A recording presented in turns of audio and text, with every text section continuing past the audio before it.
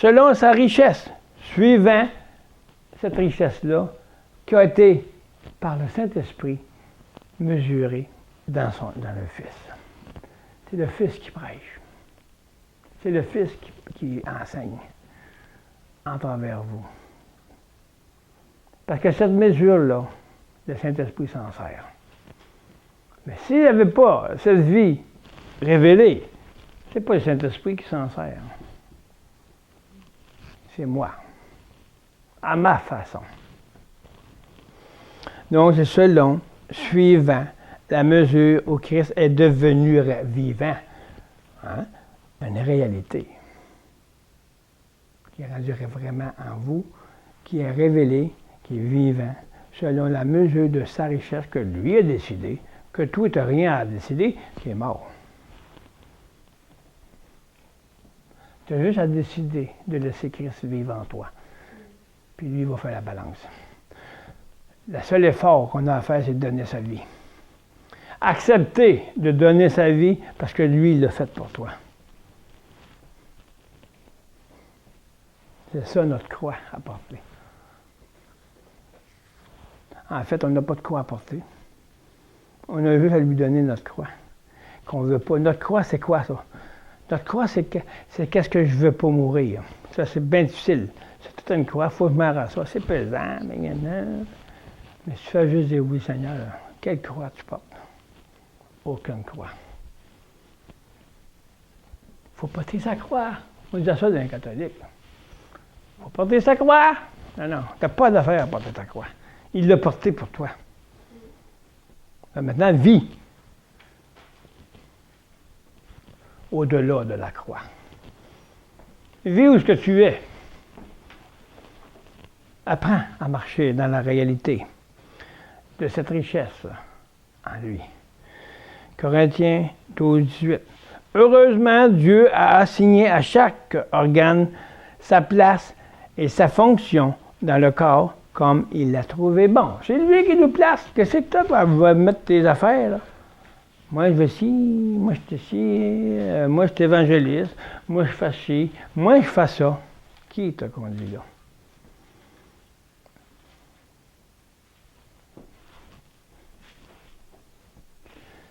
Amen.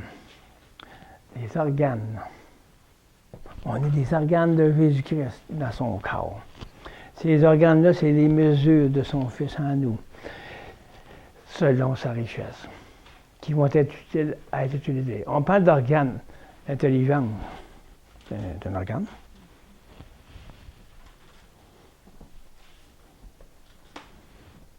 On a une intelligence, c'est pour réfléchir.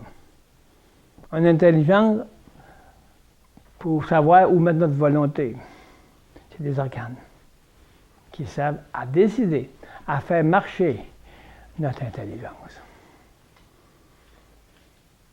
On ne rentre pas dans le détail, mais en fait, ça veut dire que c'est des membres. Prions, Père, nous te remercions pour Jésus, qui a tout accompli, du commencement jusqu'à la fin. Merci Seigneur. Nous n'avons rien à ajouter à ton œuvre. Oui, elle est toute accomplie. Donc, qu'est-ce qu'on a à essayer d'accomplir? Car tout est accompli par nos propres forces. Il l'a accompli sur la croix. Donnons-lui qui appartient. Essayons pas de prendre ce que lui appartient, qu'est-ce que ça lui appartient. On essaye de faire qu'est-ce que Jésus a fait. Moi, je ne sais même pas en fait comment le faire. On parle de la parole, on dit la parole. Mais en fait, qu'est-ce qu'il fait au bout de notre parole? Qui la touche? Qu'est-ce qui touche? Est-ce que la parole, elle sort de votre bouche par tombe à terre? Ou elle remplit la salle comme un parfum? Déjà, on n'a pas une grande salle. Mais ceux qui écoutent, c'est le monde entier.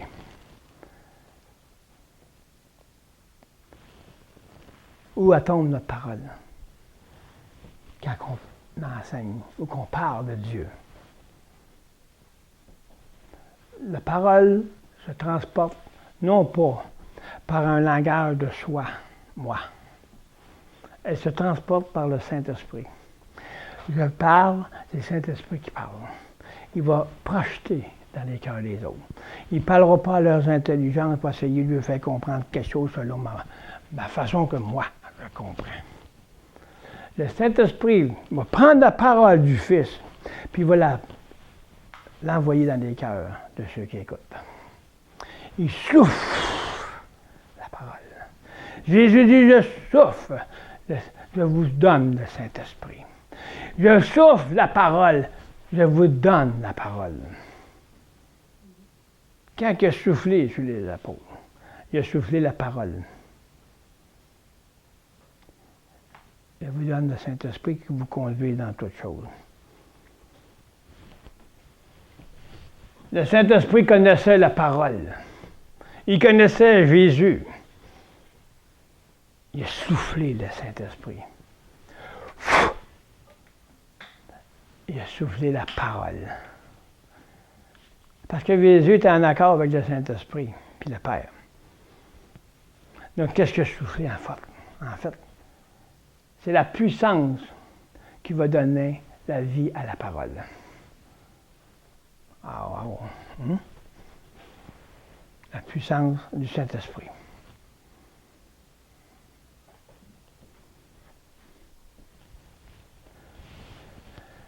Cette puissance, elle est rentrée direct dans leur cœur.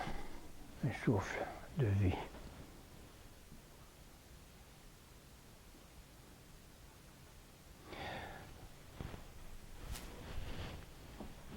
Parce que tu n'as pas le temps. Quand le Saint-Esprit parle, tu ne peux pas prendre ton intelligence pour essayer de comprendre. Tu ne peux pas. Il faut que tu absorbes.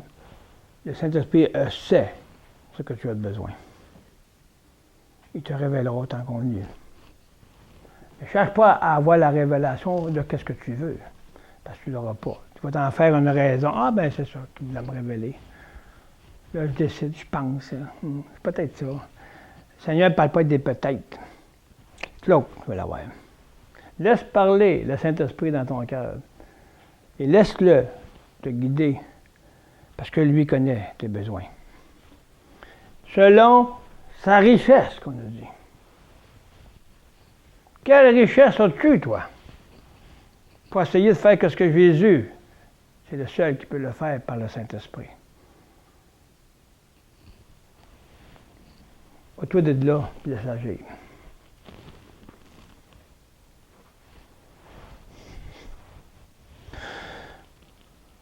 Regardons cela comme ceci. Notre Père céleste, par notre Sauveur et Seigneur Jésus-Christ, a acquis tout le terrain. Oui, regardez bien là. Lui a tout accompli, il a tout le terrain. On n'a pas à aller chercher, on ne connaît même pas le terrain. Lui, il l'a fait pour nous.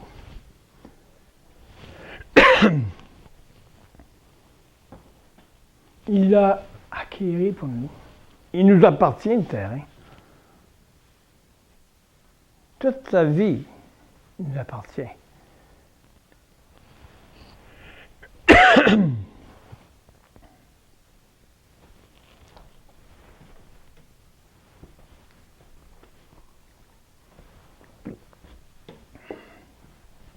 Il dit qu'il a tout accompli. Qu'est-ce qu'on a accompli?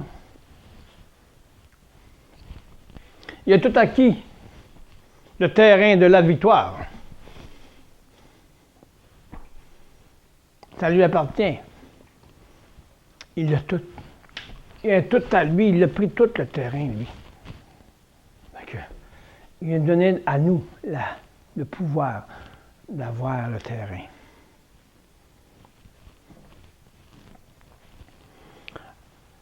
A acquis tout le terrain pour nous. Que nous reste-t-il à faire? Hein? Le Seigneur nous demande, avec libre choix, de marcher dans le terrain pour en prendre possession. Hein? Il nous l'a donné, mais regarde, marqué dedans. Ça t'appartient. Si tu ne veux pas l'avoir, le terrain, reste dans ta vie. Tu veux avoir la vie du Seigneur, bien, marche dans son terrain.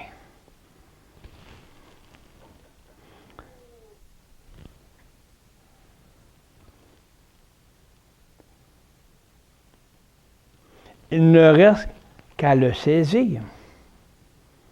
Le Seigneur nous demande avec libre choix de marcher dans le terrain pour prendre connaissance de ces parties, pour en prendre possession, car il nous appartient. Gloire à Dieu. Il nous appartient en Jésus-Christ. Le royaume de Dieu nous appartient en Jésus-Christ. Jésus nous a tout donné. Il a donné son Fils, Dieu. Mais il a donné tous les terrains des cieux qui appartient à Christ. On n'est pas des tout nus, là. On est vraiment habillés de la sainteté. Qu'est-ce qu'on a à se leurrer, hein,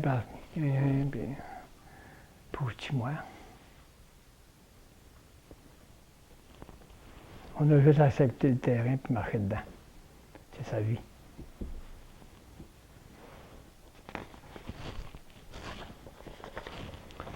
Ce terrain, c'est la vie de notre Seigneur. Voyez-vous le même esprit, là, je ne l'avais pas lu, là, j'ai viré à la page. Mais Saint-Esprit me l'avait déjà écrit dans mon cœur. Puis regarde qu'est-ce que c'est. Ce terrain, c'est la vie de notre Seigneur Jésus. Il me l'a dit d'avance. Parce qu'il l'avait écrit. C'est pas du fictif, là. Ça fait depuis les années 90. Je n'ai même pas été voir. Là, je tourne la page. Oh, c'est la même chose que je viens de dire. C'est ça qui est écrit. Quand il y a des places, comme en Chine, ils ont tout enlevé les Bibles. Puis il y a des places qui ont fait tout enlevé l'acquisition qui parlait, qui ont fait. Ils enlevaient toutes les Bibles. Plus de paroles. Mais il y en avait qui avaient la parole écrite dans leur cœur. Puis elle a revu la parole. Voyez-vous là?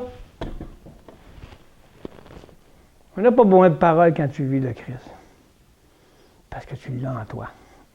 C'est Jésus.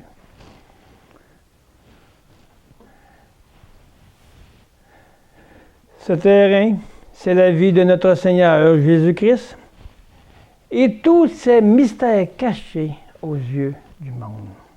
Tous ces mystères sont cachés aux yeux du monde. Mais ils sont tout le temps en nous. Ce terrain. Ce terrain, c'est tous ces mystères cachés. Dieu nous a donné toutes les armes pour vivre en paix. Acceptons-les comme les nôtres. Acceptons-les comme nôtres. Ils nous appartiennent. On n'a pas besoin d'aller les chercher, on a juste à regarder qu'est-ce qui appartient à Jésus. Puis c'est ça qu'on a. On a l'héritage, on est co-héritier de Christ.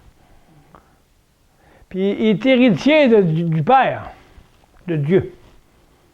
Donc, qu'est-ce que Jésus a hérité? Nous, on est des co-héritiers, on a la même chose que Dieu a donné à son Fils.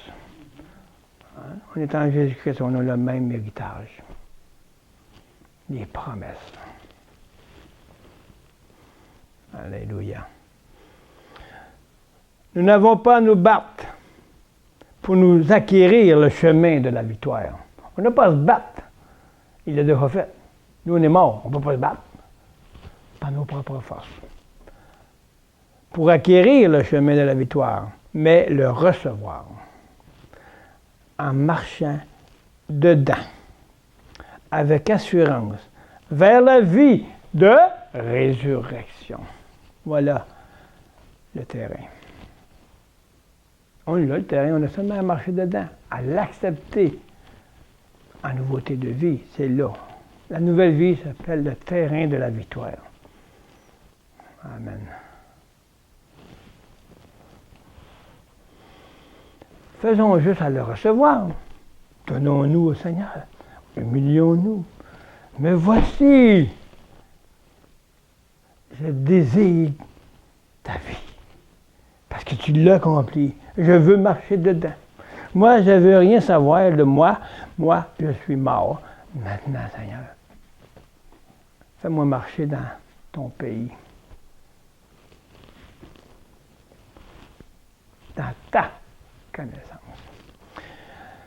Vers la vie de résurrection par la connaissance de Jésus, notre Seigneur. C'est lui, la vie. C'est lui, le terrain éternel. Nous n'avons qu'attendre des mains pures. Comment qu'on fait ça? On a tous vu ça ensemble.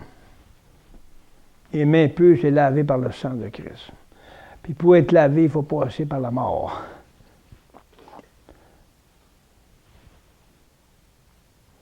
Jésus est mort. Ils ont lancé la lance. Il s'est vidé du sang et de l'eau. Pourquoi? Il fallait qu'il soit mort avant pour que le sang coule. Il faut un mort pour que le sang coule. Donc, si ton vieil homme meurt, le sang va couler. Donc, tu ne peux pas avoir le sang qui est efficace si tu ne meurs pas toi-même.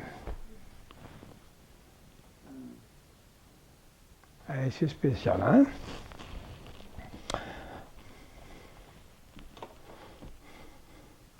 Nous n'avons qu'à tendre des mains pures, partir à la conquête de notre pays et en prendre possession, comme Josué a fait.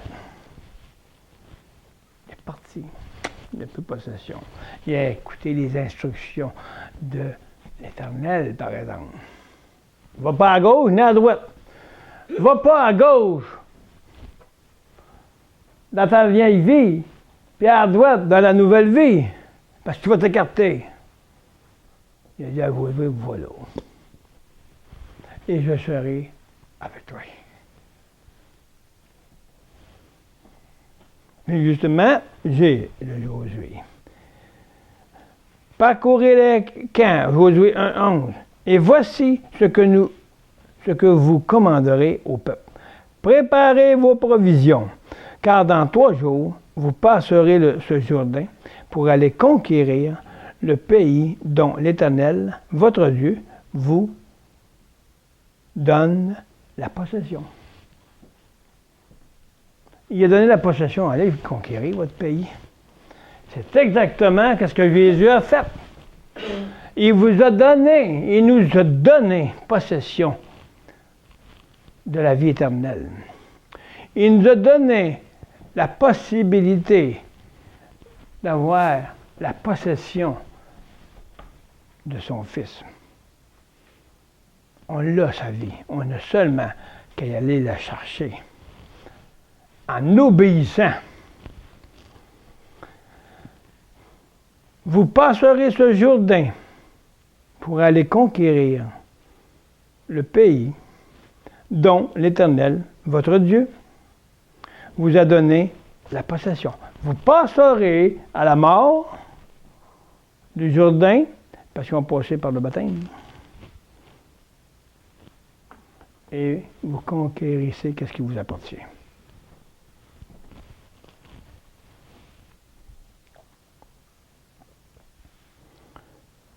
Dans Deutéronome, ne le craignez point, car l'Éternel combattra lui-même pour vous.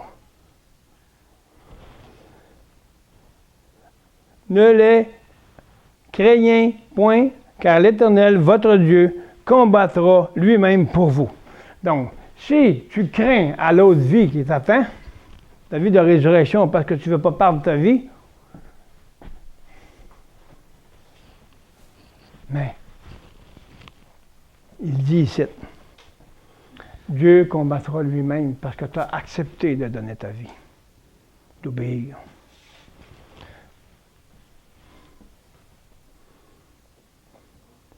Romains 8:17. Or, si nous sommes enfants, nous sommes aussi héritiers. Héritiers de Dieu et co-héritiers de Christ. Si toutefois nous souffrons avec lui, afin d'être glorifiés avec lui. Donc, il faut souffrir. Souffrir à donner notre ancienne vie. Ne demande pas de souffrir parce que lui, il l'a accompli. Mais souffrir veut dire d'accepter les souffrances de Christ qu'il a pu faire sur la croix en donnant sa vie pour nous. Souffrir, c'est donner sa vie. C'est ça qui est bien difficile, qu'on souffre. Je pourrais plus faire ça, faire ci, cela. Mais si je me bats avec moi-même, je n'aurai pas la vie pour être en paix. On a parlé tout à l'heure d'héritier et de co-héritier. Donc, c'est le verset qui va avec. C'est Éphésiens. C'est pourquoi moi aussi, ayant entendu parler de votre foi au Seigneur Jésus et de votre charité pour tous les saints, je ne cesse de rendre grâce à vous, faisant mention de vous dans mes prières, afin que le Dieu de notre Seigneur Jésus-Christ le Père, de gloire, vous donne un esprit de sagesse et de révélation dans sa connaissance, pas dans ma connaissance, dans sa. Qu'est-ce que je connais, moi? C'est qu'est-ce que je connais, intellectuellement. Mais sa connaissance à lui est vivante, est spirituelle. C'est là la différence.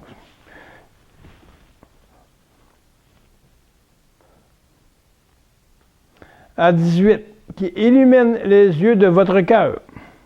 Hein? Les yeux, tu as des yeux au cœur? Ah. Je pense que c'est dans mes sentiments du cœur. Pour que je puisse entendre, ayant un sentiment qui va être palpable par le Saint-Esprit. Un sentiment qui est humble. Un sentiment qui est prêt.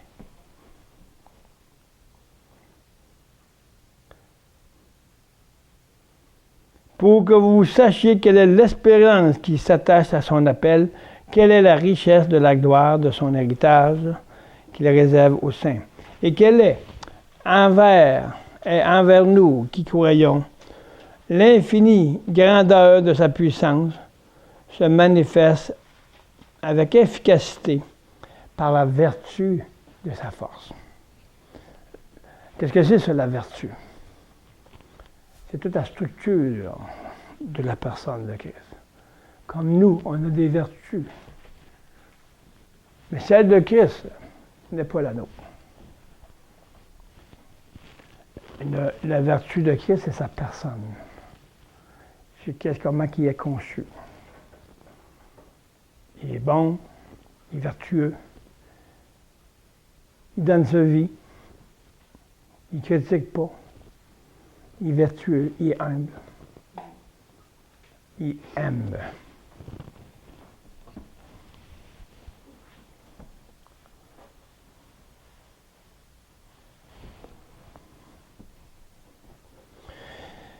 Il l'a déployé en Christ en le ressuscitant des morts. Voyez-vous là? Il a ressuscité Christ des morts et en lui, faisant asseoir à sa droite dans les lieux célestes. Bon? Il l'a déployé, il l'a fait asseoir à sa droite. Et Éphésiens nous dit, nous sommes en lui. Il nous a ressuscités ensemble.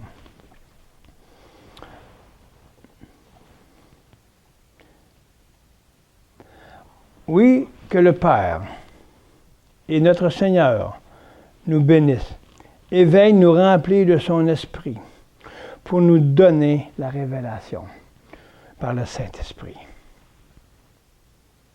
C'est la grâce de Dieu qui nous bénit pour qu'il veuille bien nous remplir de sa parole.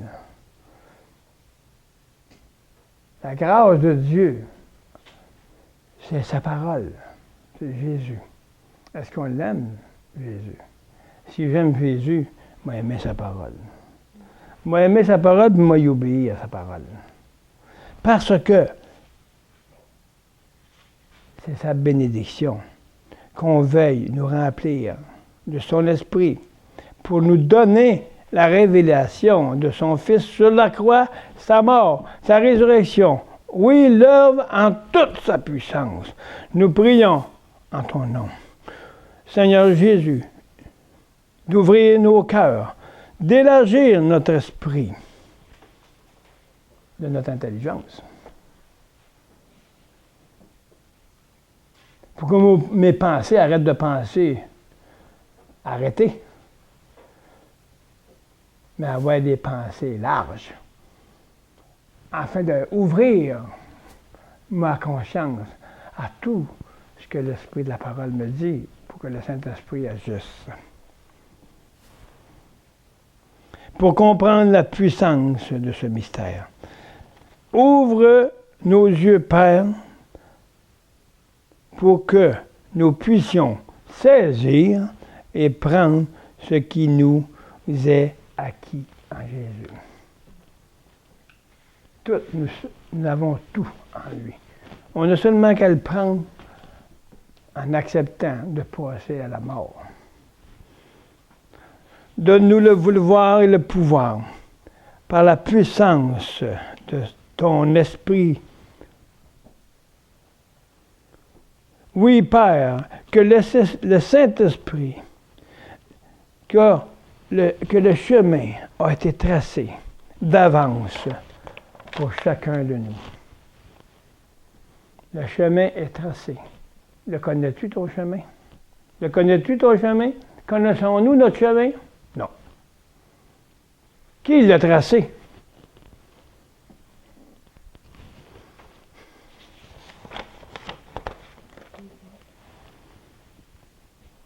Oui, Père, dans ce chemin que tu as tracé, c'est le Père. C'est sa volonté.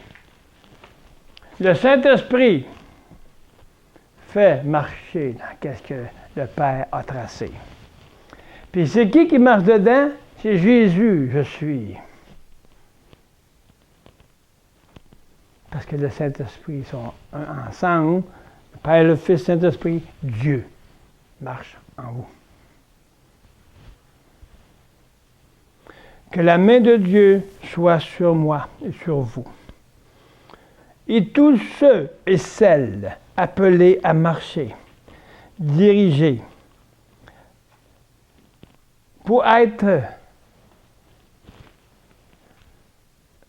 dans l'esprit de la parole de Jésus-Christ. Pour que le Saint-Esprit transforme nos vies et qu'on prenne le terrain qui déjà nous appartient. Romains 8, 14. Car tous ceux qui se laissent diriger par l'Esprit de Dieu sont fils de Dieu. Donc l'Esprit de la parole de Dieu, il faut se laisser diriger par cette parole. Mais il faut qu'elle devienne vivante. Il faut qu'elle soit transformée, cet esprit qui donne la vie, la parole. Mais ça prend le Saint-Esprit pour l'animer. Il faut que le Saint-Esprit transforme et être mesuré selon qu'on a déjà acquis en Jésus-Christ, dans le chemin de l'accomplissement, pour être utilisé selon sa richesse et sa gloire. Ceux qui sont ici marchent par l'Esprit, parce qu'ils savent qui est l'Esprit. Qui est l'Esprit de la parole? Ils savent aussi que c'est le Saint-Esprit qui dirige l'Esprit de Jésus en nous. Pour être un fils, il faut lui ressembler. Il faut ressembler à Christ. On les appelle les fils de Dieu.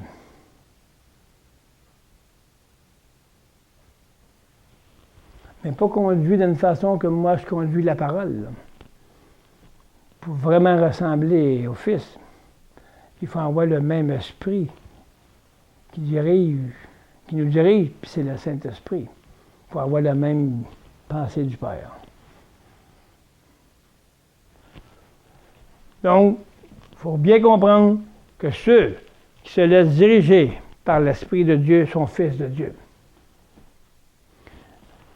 Parce que si on va ici, on sent qu'on voit que le Saint-Esprit a aussi fait en sorte de diriger l'Esprit de Dieu en eux. Parce que sans ça, si le Saint-Esprit n'est pas là pour renouveler et faire vivre l'Esprit de Christ en nous, ils ne sont pas des fils.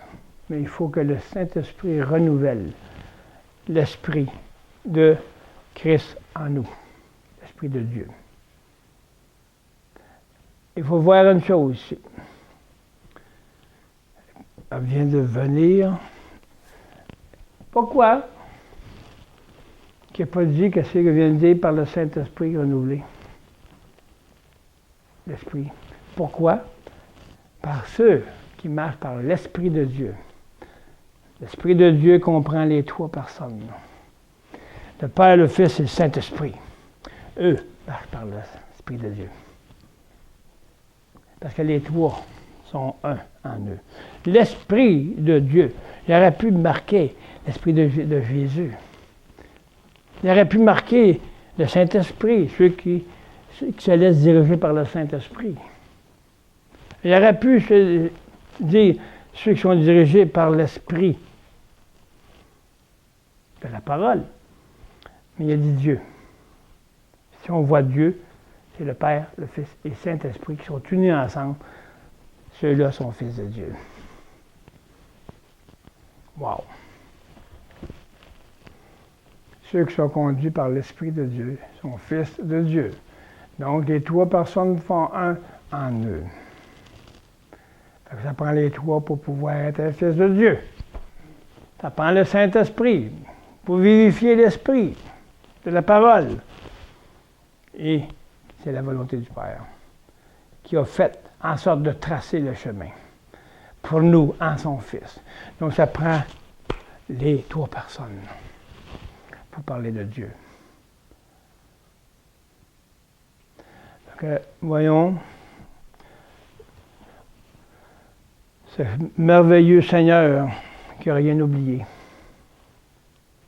Ça prend le Saint-Esprit pour comprendre la parole. Elle n'est pas une lettre seulement, elle est vivante. Elle est vivante, elle doit être vivifiée par le Saint-Esprit. Parce que si elle n'est pas vivifiée pour marcher dans une vie de résurrection, je marche dans l'esprit du monde, dans l'esprit que moi je crois, dans ma connaissance que j'ai pu acquérir avec mes études. La plus belle étude qu'on ne peut pas avoir, c'est le Saint-Esprit qui te enseigne. Oui, la connaissance est nécessaire, mais cette connaissance doit être révélée. Elle doit être renouvelée par la parole vivante, la lumière qui vit en nous, c'est ce qui est révélé. Qu'est-ce qui n'est pas révélé n'est pas encore lumière. Elle est là, elle attend juste d'être révélée. Bien, merci Seigneur. Nous avons fini cette grande résurrection que nous vivons et que nous allons propager ce mystère caché.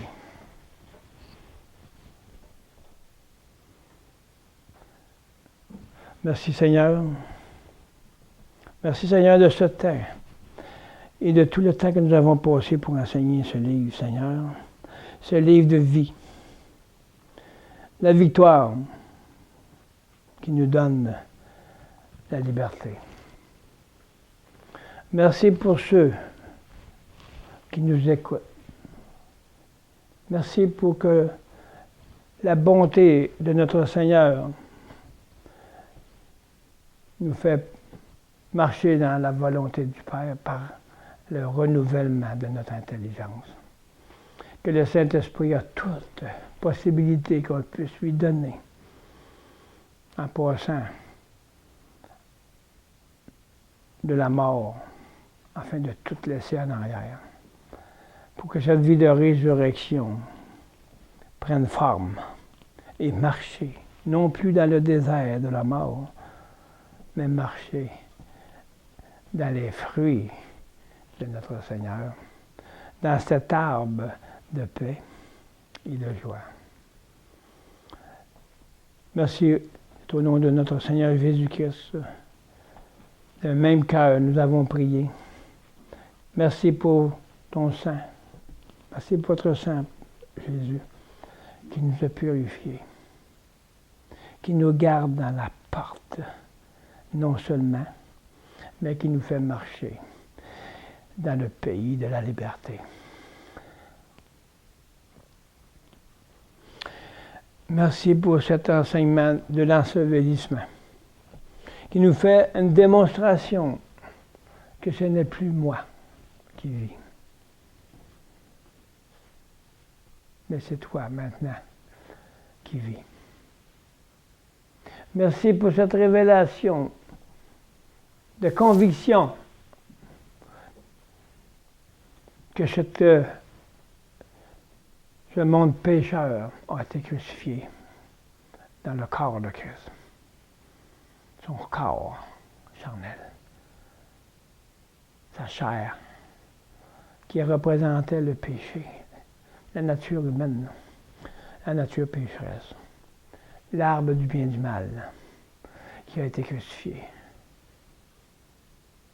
dans son corps. Ces meurtrissures nous ont guéris.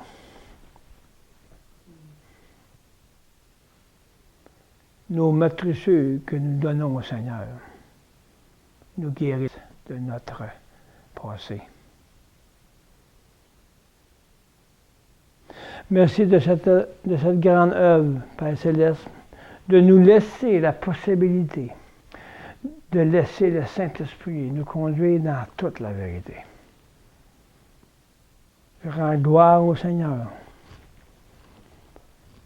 de ce qu'il fait et ce qu'il va faire pour finir l'accomplissement de son épouse, pour la rendre en paix, la rendre céleste, la rendre prête à ce qu'un époux vienne nous chercher dans la grâce du Père. Merci Seigneur. C'est au nom de notre Seigneur et Père, Jésus, notre bien-aimé. Notre vie, que le Saint-Esprit nous conduise afin d'être des fils et des filles de Dieu. Amen.